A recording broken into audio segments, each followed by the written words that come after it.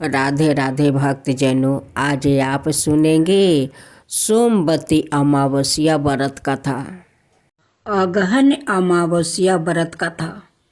बहुत समय पहले एक ब्राह्मण रहता था जिसका बहुत ही खुशहाल परिवार था। ब्राह्मण की एक सुंदर कन्या थी। जब ब्राह्मण की कन्या बड़ी हुई तो ब्राह्मण ने अपनी कन्या के विवाह को लेकर चिंतित रहने लगा। ब्राह्मण की कन्या देखने में बहुत ही रूपवान थी। इसके साथ ही वो सुशील और गिरह करिया में भी संपन्न थी।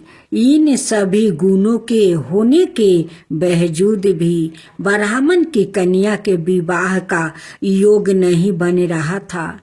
एक बार ब्राह्मण के घर में एक साधु महाराज पधारे। ब्राह्मण की कन्या ने साधु की बहुत स्वागत किया। ब्राह्मण की कन्या से साधु महाराज बहुत प्रसन्न हुए और उन्होंने ब्राह्मण की कन्या को लंबी उम्र का आशीर्वाद दिया। ब्राह्मण ने साधु महाराज को बताया कि उनकी कन्या का विवाह नहीं हो रहा है और ब्राह्मण ने साधु महाराज से ऐसा कोई उपाय पूछा जिससे उसकी कन्या का विवाह जल्दी हो जाए। तब साधु महाराज ने विचार करके ब्राह्मणों को बताया कि बहुत दूर एक गांव में एक औरत रहती है जिसका नाम सोना है और वो औरत धोबिन है। साधु महाराज ने बताया कि सोना धोबिन एक बहुत ही पतिव्रता स्त्री है। अगर तुम अपनी कन्या का विवाह जल्दी करना चाहते हो तो अपनी बेटी को उसकी सेवा के लिए उसके पास भेजो। जब वो औरत तुम्हारी कन्या को अपनी मांग का सिंदूर लगाएगी तो तुम्हारी बेटी का विवाह जल्द हो जाएगा। साधु महाराज की आज्ञा मानकर ब्राह्मण ने अपनी कन्या को दूसरे गांव सोना धोबिन के पास भेज दिया। धोबिन अपने घर में अपने बेटे और बहू के साथ रहती थी। ब्राह्मणी की बेटी सुबह जल्दी सोकर उठ जाती है और सोना धोबिन के घर के सारे काम कर लेती है। तो 3 दिनों तक सब कुछ ठीक चल रहा था। जब धोबिन ने देखा कि उसकी बहू प्रातः काल जल्दी उठकर सारे काम निपटा कर फिर सो जाती है, तब उसने अपनी बहू से काम के विषय में पूछा। तब धोबिन की बहू ने बताया कि उसे लगता है कि यह सारे काम आप करती है। तब धोबिन ने विचार किया कि अगली सुबह जल्दी उठकर छुप कर देखो कि घर के सारे काम कौन करता है। अगली सुबह जब धोबिन सुबह जल्दी उठकर छुप कर देखने लगी कि घर के सारे काम कौन करता है, तब उसने देखा कि ब्राह्मण की बेटी ने आकर उसके घर के सब काम किया। तब ब्राह्मणी की बेटी को धोबिन ने पकड़कर पूछा। तब ब्राह्मणी की कन्या ने अपनी सारी कहानी सोना धोबिन को सुनाई। ब्राह्मण की कन्या की कहानी सुनकर धोबिन ने अपनी मांग का सिंदूर निकालकर ब्राह्मण की कन्या को लगाया। जैसे ही सोना धोबिन ने अपनी मांग का सिंदूर ब्राह्मण की कन्या को लगाया, वैसे ही धोबिन के पति का देहांत हो गया। इस दिन सोमवती अमावस्या थी। अपने पति की मृत्यु से धोबिन दुखी होकर दौड़ते दौड़ते पीपल के पेड़ के पास गई। उस समय पीपल के पेड़ की परिक्रमा करने के लिए धोबिन के पास कोई समग्रही नहीं थी। तब सोना धोबिन ने ईंट के टुकड़ों से पीपल की 108 बार परीक्षण करने के बाद धोबिन के पति के प्राण वापस आ गया। तभी से इस दिन सभी विवाहित महिलाएं अपने पति की लंबी उम्र के लिए सोमवती अमावस्या के दिन व्रत राख कर पीपल के पेड़ की 108 बार परीक्षण करती है। कुछ दिनों के बाद ब्राह्मण की कन्या का भी अच्छी जगह विवाह हो गया और वो अपने पति के साथ खुशी खुशी जीवन बिताने लगी। कथा पहले अमावस्या के बारे में जानते हैं और साथ में कथा सुनते हैं। माँ बहुत ही विशेष स्थान है। हिंदू धर्म की मान्यताओं के अनुसार यह अमावस्या कई धार्मिक कार्यों के लिए विशेष फलदायी मानी गई है। मार्गशीर्ष माह की अमावस्या, इस दिन देवी लक्ष्मी का पूजन करना शुभ माना गया है। मार्गशीर्ष अमावस्या के दिन पितरों के कार्य विशेष रूप से किए जाते हैं और यह दिन पूर्वजों के पूजन का दिन माना गया है। लक्ष्मी श्री कृष्णा पितरों भगवान श्री कृष्णा ने गीता में सवाए कहा है कि महीनों में मैं मार्गशीर्ष माह हूँ।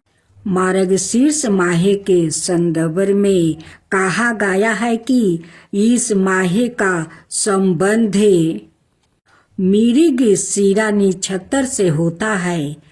मार्गशीर्ष अमावस्या को एक अन्य नाम अगहन अमावस्या से भी जाना जाता है। यह अमावस्या मार्गशीर्ष माह में पड़ती है। इस अमावस्या का महत्व कार्तिक अमावस्या के कम नहीं है। जिस प्रकार कार्तिक मास की अमावस्या को लक्ष्मी का पूजन कर दीपावली मनाई जाती है, उसी प्रकार इस दिन भी देवी लक्ष्मी का पूजन करना शुभ होता है।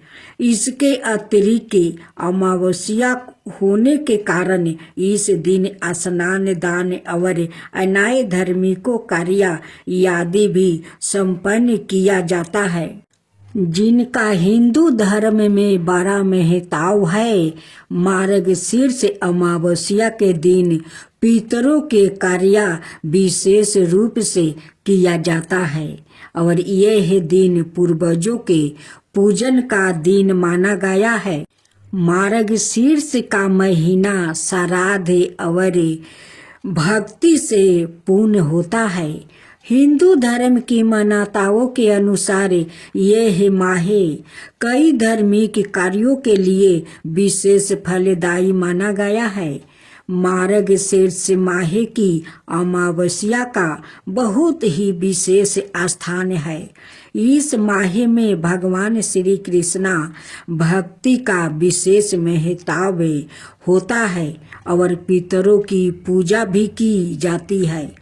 इस दिन पितरों पूजा द्वारा पितरों को शांति मिलती है और पितरों दोष का निवारण भी होता है। मार्गशीर्ष अमावस्या तिथि प्रत्येक धर्म कार्य के लिए अक्षय फल देने वाली बताई गई है, किंतु पितरों की शांति के लिए इस अमावस्या पर व्रत पूजन का विशेष लाभ मिलता है।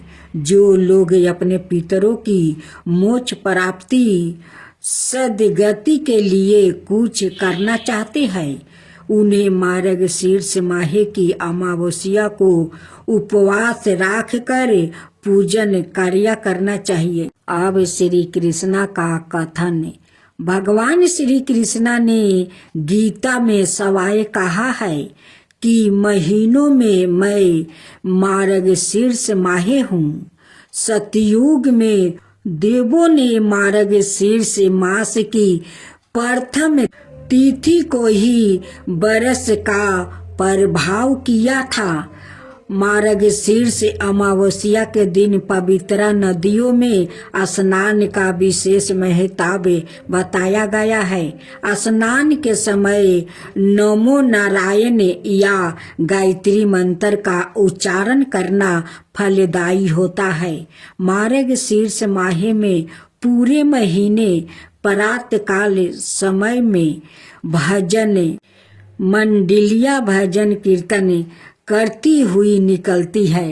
शास्त्रों के अनुसार व्याकृत को देवों से पहले पितरों को प्रसन्न करना चाहिए। जिन व्याकृतों की कुंडली में पितरोदोष हो, संतानहीन योग बन रहा हो, यह 9 भाव में राहु नीचे के होकर स्थित हो, उन व्याकृतों को यह उपवास अवश्य रखना चाहिए। इस उपवास को करने से मनोवांछित फल की प्राप्ति होती है। विष्णु पुराण के अनुसार श्राद्ध भाव से अमावस्या के उपवास रखने से पितरोगणों ही तृप्त नहीं होते, अपितु ब्राह्मण, इंद्र, रुद्र, अश्विनी कुमार, सूर्य, अग्नि, पशु पंछी और समस्त भूत प्राणी भी तृप्त होकर प्रसन्न होते।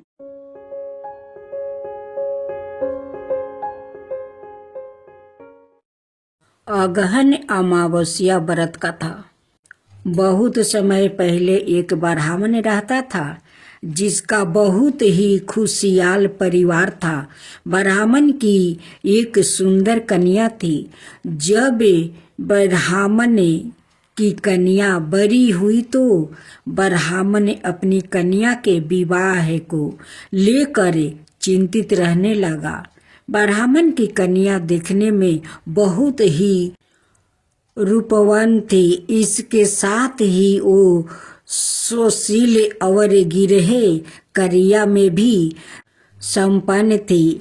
इन सभी गुणों के होने के बावजूद भी ब्राह्मण की कन्या के विवाह का योग नहीं बन रहा था।